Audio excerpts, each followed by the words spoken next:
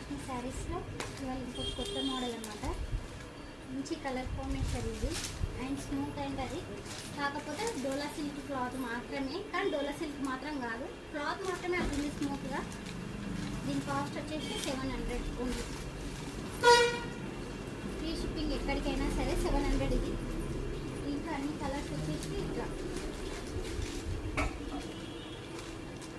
ఇవన్నీ colour combinations చాలా అంటే చాలా బాగున్నాయి.